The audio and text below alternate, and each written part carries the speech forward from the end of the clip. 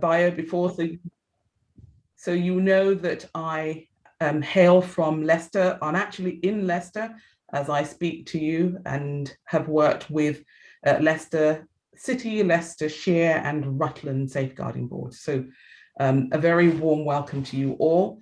And some of you already know, so hello to Liz and hello to Claire particularly, and Pratima, very, very warm welcome to you. We are recording this session, so we just want to let you know that up front, but we'd like you to continue to feel very able to participate with this. It just means that this session can be available to others after today. And during the session, I'm going to be using the poll. So please, when that comes up, do participate. That's just helpful and useful for us to get some information from you. And you do get to see the results, which is a great thing about using the poll. You get to see the results straight away. And we're also, because we're on Zoom, and like many of you, we've been using Zoom for many months now, I want to make the most of the Zoom function. So that means do absolutely use the chat function. So please say if you have a comment or a question. I'm not guaranteeing that we'll be able to take them all, and there will be some question and answer time. But if you are asked to pop something into the chat, do participate, because it just helps us to feel that we're all working together and learning together. And it is about an opportunity to learn together as well. So I will ask you questions, and I'm happy for you to join in and share. So let me start. Some of you know me. As we've said, we've put out a bio, and I'll talk a little bit more about some of my roles, but particularly in the VCS. But this morning, we're going to talk about the role of the voluntary and community sector. And I'm going to share some of my experiences, and I'm going to just ask you to think about VCS and how valuable they are concerning safeguarding. But consider for a moment what areas of our society have not drawn on the services of the voluntary and community sector, to help them to deliver their services or to understand the needs of their customers or users or audience. And increasingly, organizations are valuing the ability of our voluntary and community services in reaching their audience, in providing a service for their audience, in being there. And I'd like to kind of draw that out. Well, you can ask yourself why. And a central reason that comes back again and again is because we're trusted services and we operate close to where people are, where real people live and work and play. And so statutory services, like the police, have for years used voluntary individuals to extend and to expand their services. And so we're all familiar with special constables and can feel comfortable with them. In schools, we have volunteer readers who are trusted local friendly figures in the classroom and on governing committees.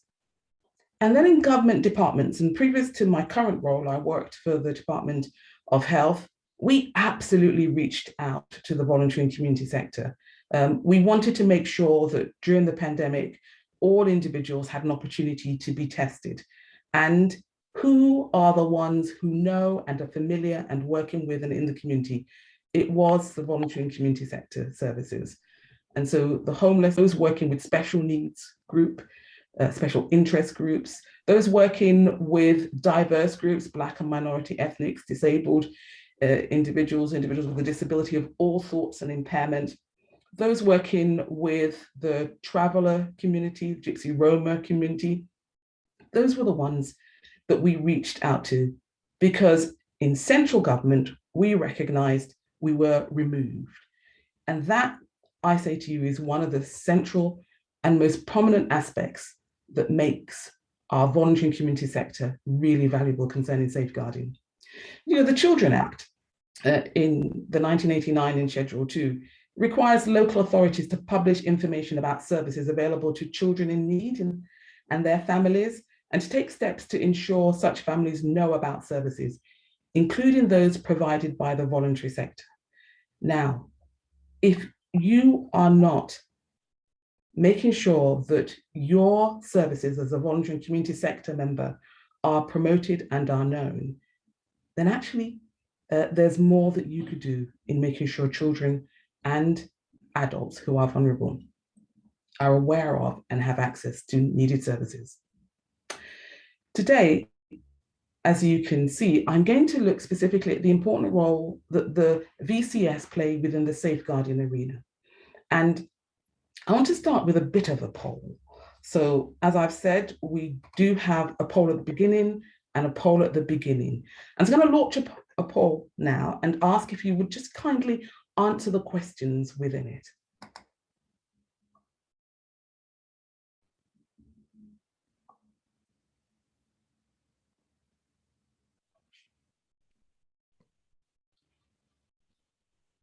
I'll give you some time to do that.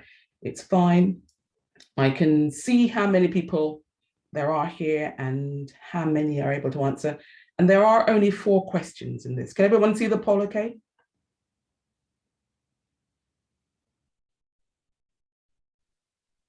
Yeah, we can see it. Excellent. That's good.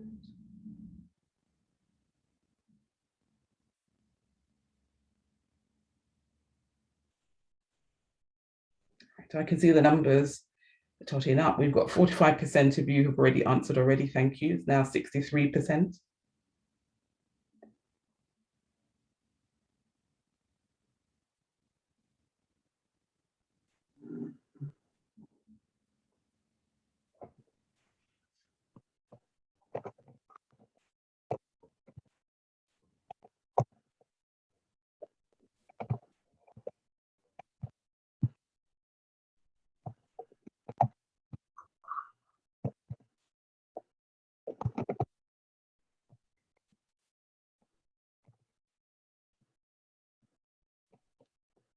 That's good. We've just got one more person. So we'll just give them just a moment to complete the poll. Wilma, I was just going to say I haven't done it because we are a strategic service in the Safeguarding Board Office. Okay. All right. Okay, lovely. Well, let's end the poll now then. Thank you for that. Would you like to see the results? Okay. Yes. Can we see the results okay, everybody? Yes. Yes. So now I made a presumption that we're all interested in or indeed come from a voluntary and community service. And I'm going to ask you while you're looking at the results to just pop in the chat the name of the organization that you represent. So have a look at the results and pop in the chat, please, the name of the organization you represent. But from what we are able to read from this, we've got individuals here whose organizations are used by the local community, and 100% of you are within 3 miles of a residential housing area. That was taken in terms of the distance that somebody could reasonably walk or get to. 100% are for groups identified as vulnerable, and have a look at the range of services that are provided.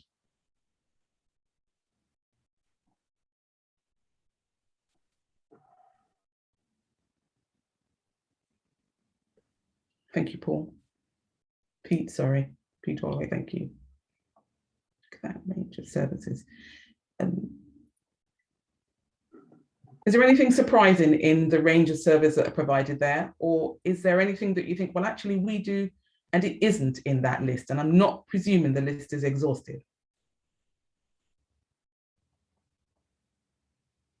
Good. Super, thank you, Chloe. Claire.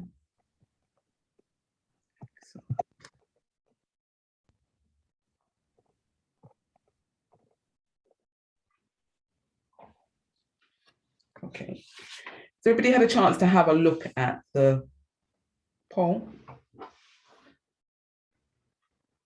And then likewise, what I'd like you to do is to just have a look at the range of services that are here. And we can be sure that this only represents a portion of the services that are available and the voluntary and community services.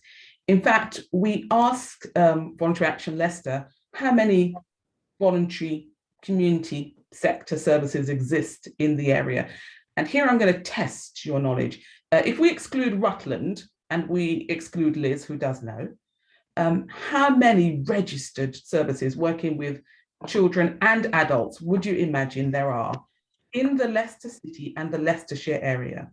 So start with a figure. It is beyond hundreds, so let's move. So start with a figure of 100 to 5,000. Just take a guess, just so we have a sense of the range and the volume of them.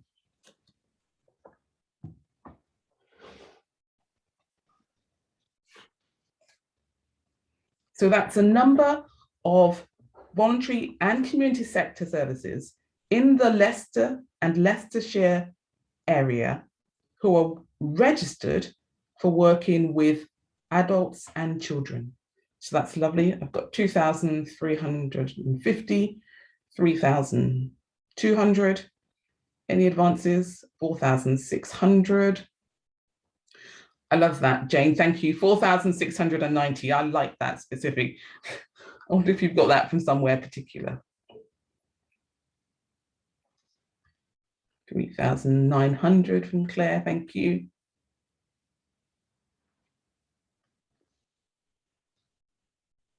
4,166. That's good. The numbers are coming in. It is in the higher number. For those of you who've been modest, it is in the higher number. And it is in actual fact, we're told 5,000 voluntary and community sector. And I don't know about you, but that does seem like a good number. And it is a good number. That's right. And that's not including Rutland, of course. Let's just let somebody in. So it's not a mistake that the title of what I'm going to talk about, Valuable Concerning Safeguarding, has the same initials as Voluntary and Community Sector, VCS and VCS. And as I share the reasons for creating this play on these initials, I hope that you will conclude with me that the voluntary and community sector is indeed very valuable concerning safeguarding and have some really solid reasons to proudly believe that they are. Thank you, Daria. So I want to ask you another question. And I want you to just answer this question to yourself and just see how well you can respond to it. So can you name the top 3 Ftse companies in England? First question. Second question, keep with me. What about the top 3 performing companies across Leicestershire? Okay. How about, can you name companies providing school lunch in our area? Okay, let me just change tack a little bit. What about these questions? Can you name 3 charity shops operating in our towns and neighborhood? Yeah. And can you name 1 charity organization that has helped someone in your family or your community over this COVID period? Yeah. Yeah, thank you. Sam, thank you. I should have said, and it's a really good thing, do use those reactions. So feel free to use a full volume of Zoom, because given that we're not face-to-face, we might as well make best use of it. So in the first 3 questions, they were a bit remote, and I imagined that you didn't feel so able to answer those questions. I can say to you that I couldn't, to be fair. But when we start to become closer to home, when we start to think about charity organizations functioning in our area, I presume that people were well able to answer those. And in terms of those charities that have helped someone in your family or community over the COVID period, yes.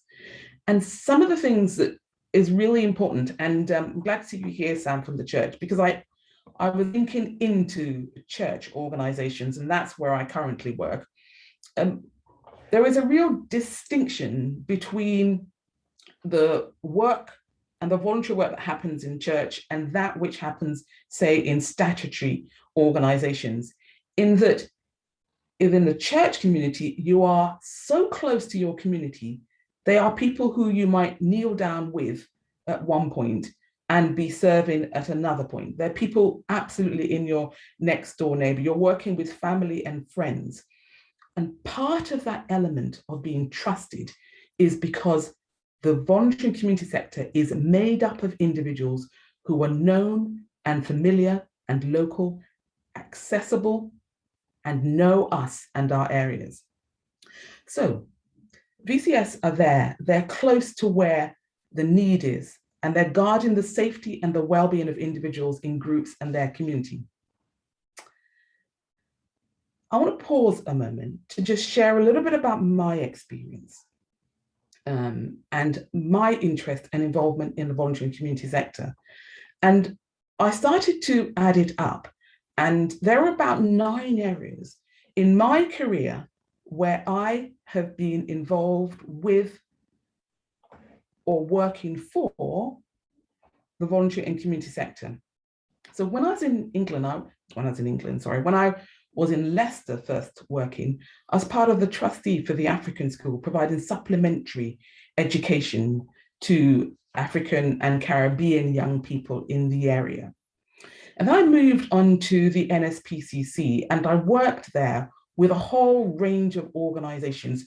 And we, as a charity in the NSPCC, were very much focusing specifically on the needs of children that were connected through their parents with services for adults. And then I moved to Relationships Australia in Australia and delivered a whole range of programs for community education, family contact centers, mediation, counseling for children, counseling for adults, couples, men's referral, counseling specifically for children who are separated.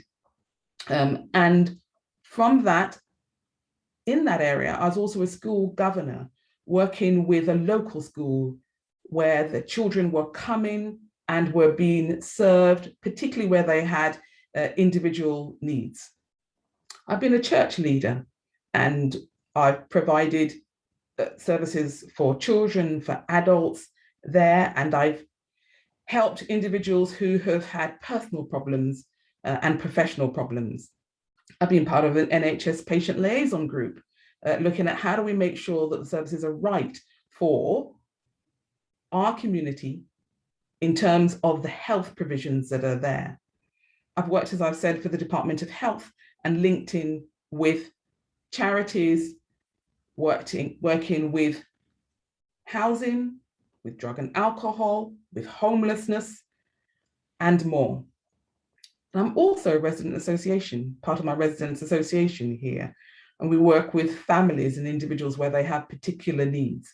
And I currently work for the Church of England and are looking at how the church can support and make sure that safeguarding is within the DNA of it.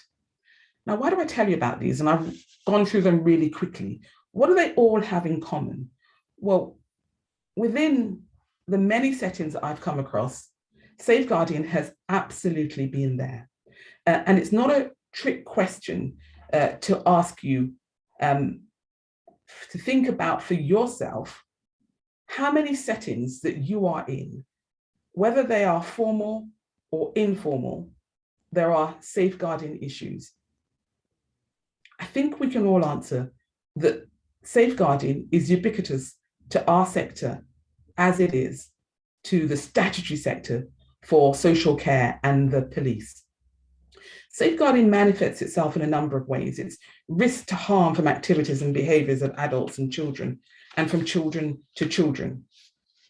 It can also be, as this generic understanding of safeguarding, situations where individuals are just not able to achieve their potential and to develop.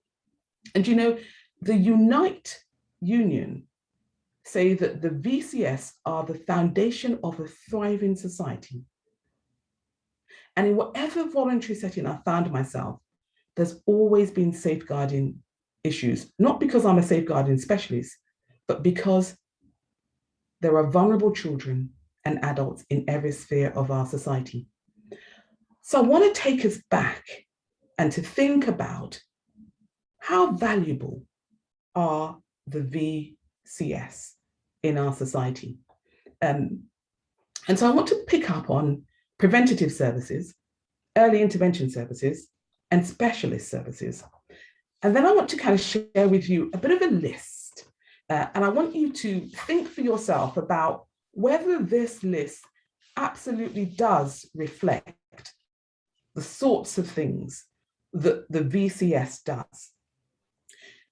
I'm moving away from being purely academic to focusing on just the reality of life. And I'll tell you why maybe a little bit later I'm doing that. But let me come back to thinking about how VCS are the foundation of a thriving society.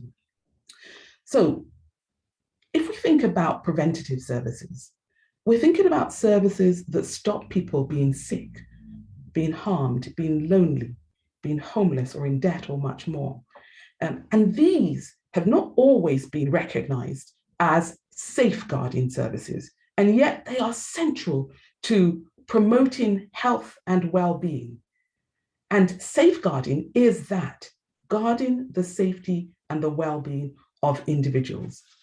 And so I'd like you to think for yourself about what in your community has been provided, not by statutory service, but just by a group of people who are caring, concerning, diligent enough to make something available to you so that you don't feel lonely, so that you don't experience sickness, so that you're not in debt, you're not homeless. And across the services that I know exist in Leicester, we have a whole range of charities that do absolutely provide those services for young people, for adults. I'm going to come to them in a little bit more, but let me talk about early intervention. And early intervention are services that are there when we start to feel lonely. The preventative ones are ones that we can tap into, the networks, the groups, the clubs, the services, the churches, the sports services, all of those are part of our voluntary and community sector. And sometimes we forget those services that are just there for us to find company in being part of the badminton club. The early intervention services are there when we recognize that we are starting to feel unable to cope with simple tasks, being overwhelmed with parenting or caring responsibilities. And those are the ones that we can turn to find some help and support, those befriending clubs. I haven't specifically identified or delineated between local services and national services, but I know that they exist and they are there. I know that some of the services that we have in Leicester are both local and national. And I had a look at some of the services that we have here, some of the Bernardo services. We have the Centre for Fun and Families that's been around for years and have been quite central in a whole number of families helping.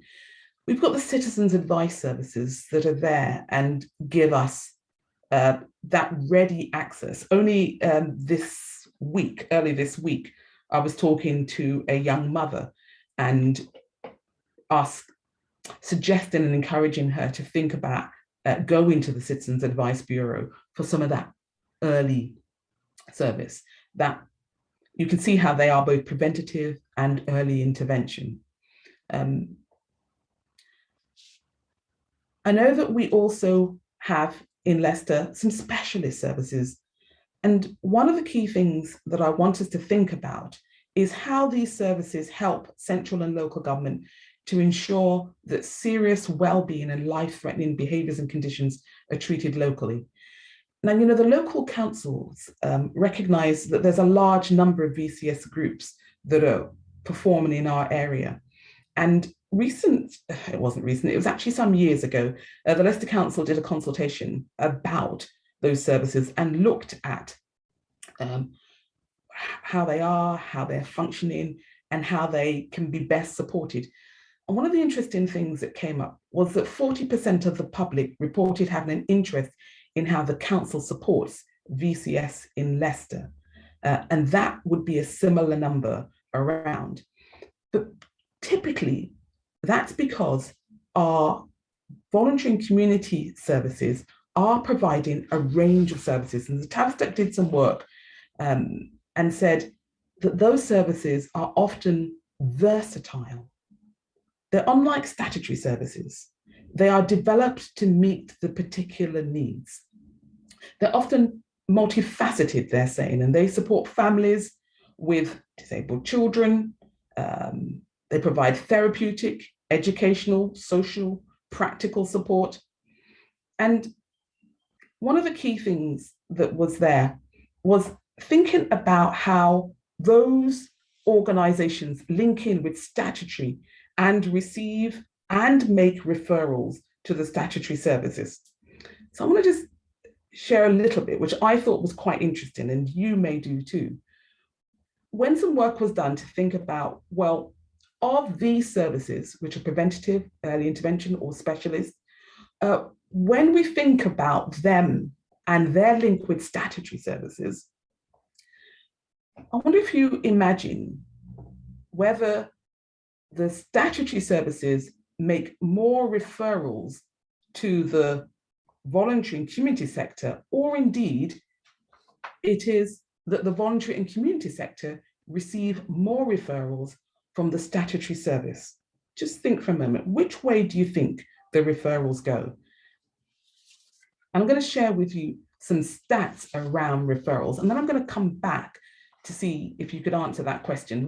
We asked and considered about the number of VCS referrals, and James Fox kindly gave us some information that around LLR, just for this year, there have been 2,200 contacts to children's services front doors, and it's from other groups. Now, they're not necessarily all VCS, but it represented just over 5% of contacts. So some stats there for you from us locally.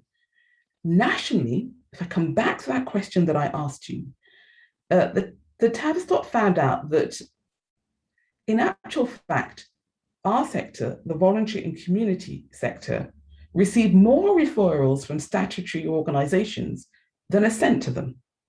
And I don't know if that reflects the work that you receive or what you thought, but it's an interesting point to note. The only area where it was in reverse was in the housing sector. And in that area, our sector, the VCS, sent more referrals than were received. And so I just want to check that you're still with me. Does that seem surprising that we in the VCS, voluntary community sector, receive more referrals? So just tell me a little yes or a little no, and then I'll know that you're still with me or not. So Jane says, no, it isn't surprising. No, not surprising. No. And I think that gives a measure of how valuable our sector is. Our sector is receiving those referrals that enable us to provide those necessary services for the many people that we serve. Yeah. Thank you. Thank you for those comments. So if there's one thing that makes us valuable in terms of receiving, and it's not a surprise to you, but you may also not realize just how much this sector works across commissioners, policymakers, and senior managers from adult and children's services. So, across health, education, housing, social care, statutory, independent sectors. And I want to share with you some good practice that has come through some of the work that's done not too far from us, from the Anne Craft Centre. And I want to give you a bit of an example, and then I'm going to come back to look a little bit more at our work. So let me just read to you this case study and see how it reflects some of the work that we do. And I do want to share a list with you later of how valuable we are. So in their work, and again, as I've said, this is the report that the AMP has done, and they were looking at working with a parent with learning disability. They say children's social care have been involved for some time with the family. The family have learning disabilities. One partner does, one does not. They have 2 children, a son aged 20 and a daughter aged 13 who has learning disabilities. And they say Miss Everett treated Rachel as a confidant and a best friend and wanted to have Rachel at home with her. Consequently, her school was very poor. And there was also significant concern about a lack of hygiene, nutrition, and general care. And Rachel was placed on the Child Protection Register and removed to temporary foster care, and children's social care applied to the court for a court order. However, the judge felt that the family hadn't been given sufficient opportunity to see if things could improve with support. Children's social care then arranged for support to be provided by a local voluntary organisation. Note, they supported the family during Rachel's contact home visits by making sure everything was in place in preparation for the visit, such as food. They supported the family, then contact visits were extended to include Sunday nights and ensured that Rachel then went to school the following morning. They helped with hygiene, routines, and engaging with other services. They helped both parents to access Learn Direct in their village, and they arranged through a GP for Mrs. Everett to see a counsellor with whom she explored her childhood experiences and their impact on her as a mother. And Mrs. Everett was able to see Rachel was a lot happier when she went to school regularly, seeing her friends and doing activities outside school, such as horse riding, which was arranged by the foster carer. Rachel has returned home, attends school regularly, and has been taken off the Child Protection Register. She still goes horse riding and occasionally stays overnight with the foster carer.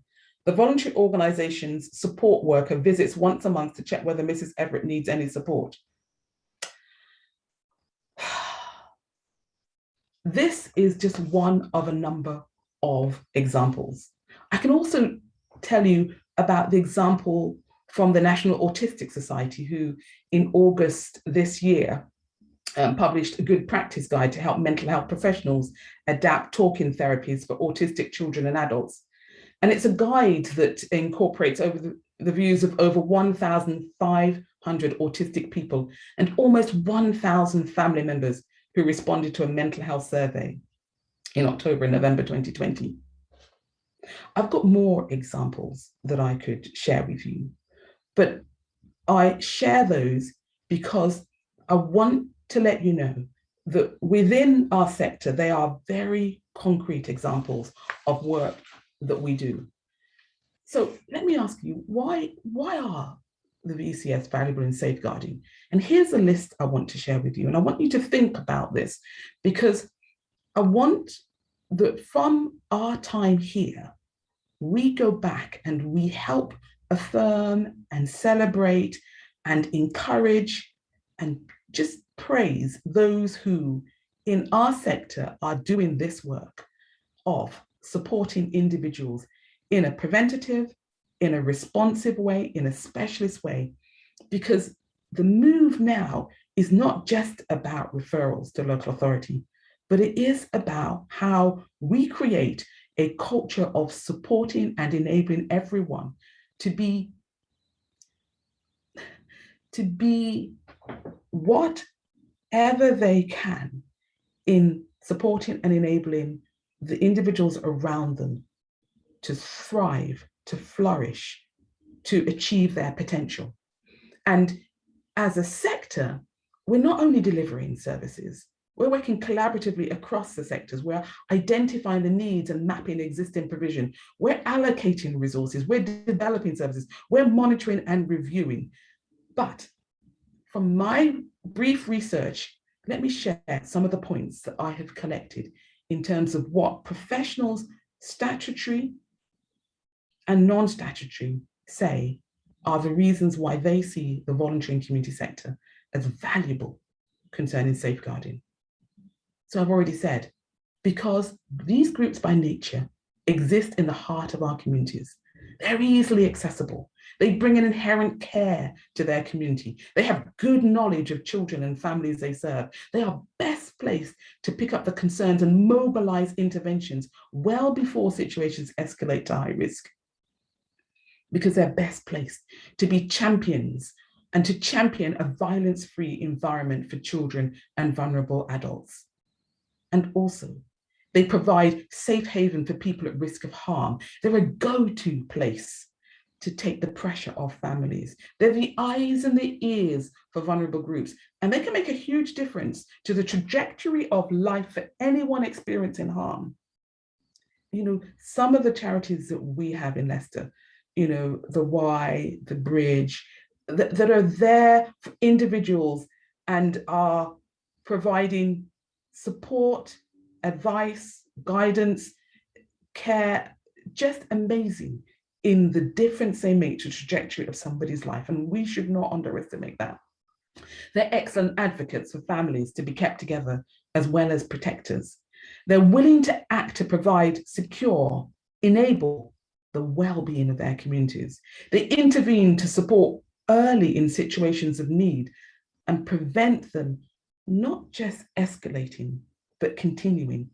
And you know, they reduce the cost on central and local government. They provide a more human face, a more human access, a more friendly, a more familiar, a more accessible means of resources when large statutory organizations move to automate their services. And how many of you, I know I have tried to get hold of statutory or national services and find you're trying to navigate some sort of automated service that doesn't seem to care about who you are, but you need to punch a particular button. They provide a more caring provision. So I want to just take a moment now. I'm going to stop here. I've got a second poll. This one, I didn't ever stop sharing that one. Let me just, this poll has just 3 questions, but I want you to just fill in this poll, and then I'm going to move to any question and answers that you might like to make.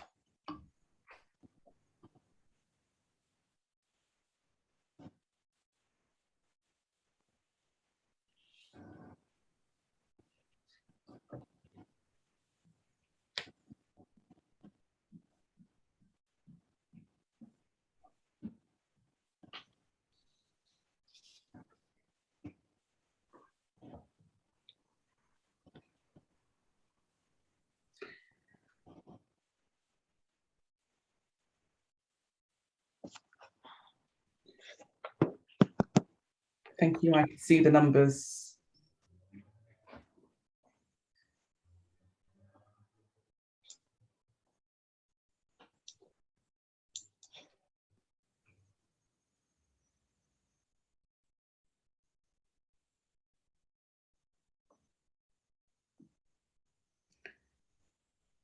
It'd be interesting to know how many of you here are part of the Safeguarding Children Partnership Voluntary and Community Sector reference groups. I know that there are 18 VCS agencies there, and I just want to thank you and encourage you if you are, and just recognize the difference and the impact it makes having a group of yourselves being there, doing some of those points that I mentioned, the looking at the services, improving the services.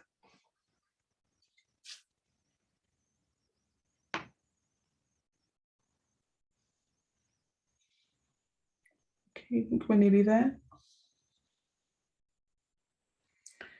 Again, I'm going to end the poll if everybody's ready. Would you like to again see the results?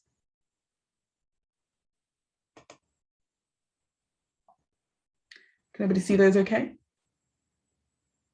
Thank you. So I think you yourself know what makes the voluntary and community sector valuable, but it doesn't harm to take a moment to have that reflected and affirmed. And certainly my efforts here are to do just that, to say that having worked in statutory and having worked in voluntary and community sectors, I know that there is no way that from a local government and central government, we could do what we need to do to make and provide the services needed. I haven't tackled the issues of funding, insecure funding, concerns for the long term. I know they're there. This is not a time that I've chosen to do that. It is right to recognise that this is all done with limited funding and insecure funding. But this is what we see here, that these are the areas in which we are making a difference in our communities. And that is a range of individuals to which we provide services to. And without these services, actually, we wouldn't be able to provide the care and provision needed. So I want to stop there and give you an opportunity for question and answers, but I want to say thank you very much. And that is why I make that play, that the voluntary and community sector are absolutely valuable concerning safeguarding, not just at that hard end, but probably at the end that we don't recognise, where it's preventative and it's early. So thank you very much. Any questions or comments? It was really, You can put your comments sorry, in the chat I was or sorry, Wilma, okay. talking over you. I was just going to say it was really informative and really helpful. Thank you. We sometimes, again, from a board office point of view, and I speak for myself in our board office, is sometimes we forget how much actually the voluntary sector contributes. And we do appreciate the fact that we do have a VCS safeguarding group, you know, as well. So thank you very much. Super. Thank you for that. To echo that as well, Wilma, really inspiring. And I think when we're working within the VCS, sometimes it's we're so entrenched in what we're doing that it's great to just take time to reflect and really step back and to really think about how much we are at the heart of communities. So a really interesting perspective with some brilliant key points, and I intend to echo some of those key messages in my training this afternoon. Thank you. Yeah, no, thank you. I think you can't overestimate, you're at the heart of the communities because you care about the community. And one of the things, and certainly in central government, this was key for us, that the sector is there before, during, and after intervention. Please remember that. And that is what's important. And certainly from my view, having worked statutory, I remember realizing that we could not be there as much as we would like in a statutory sector, but in a voluntary and community sector, do you know, I felt more that we were there and more for the long term, all the way through. So thank you. Any other comments? Questions? Wilma, I just wanted to say that I think the importance as well is, and you did talk about this, is that the relationships people are able to build with the people from voluntary sector services and community services, because actually in a statutory setting, you very often aren't able to build some of those relationships just because of the nature of the work. It's very sort of task focused, often in and out, or you're going there to do a specific thing, or a specific task, specific assessment. So in terms of safeguarding, we really do rely and need that support and them being part of assessments, etc., so that we get a more holistic picture. So, and I know sometimes the voluntary sector and community sector find it hard to perhaps be involved in some of those processes, and perhaps feel that they're not, you know, they're not the safeguarding person because that's the social worker, or it might be the police. But actually, because you know the people, or you know that area of work, so you're familiar with that area of work, it's really important that you know that your contribution is valid. That's you know, that's what I wanted to say. So yeah, no, thank you. And that's absolutely right. It's interesting, you think there's a lot of time, but I didn't go in to talk about the relationships and the networks and the working together that the sector does, and you know, just how it meets those specific needs, and it does that relational aspect that, like you say, Liz, is just so important, and increasingly is more important. Thank you.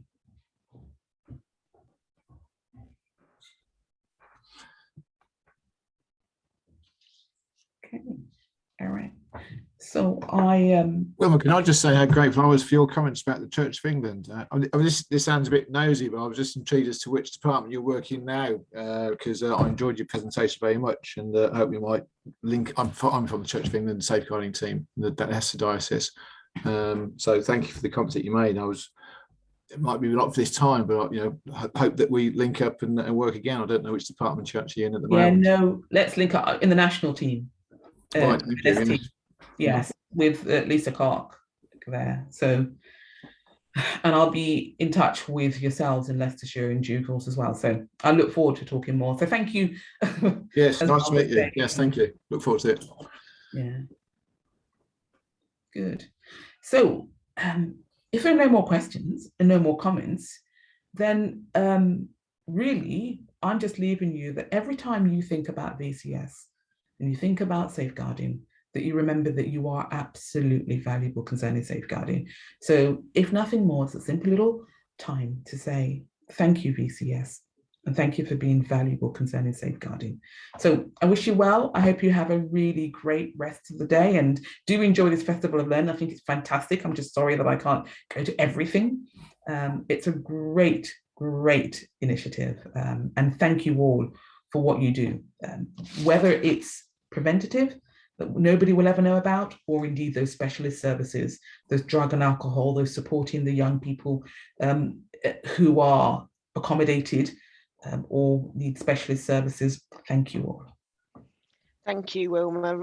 It's been a brilliant keynote speech, and yeah, and I think you did do what, you know, you have raised that important role of the voluntary and community sector, and people are putting in the chat how thanking you for that, and appreciating their part as well, their role and how important they are. So thank you so much.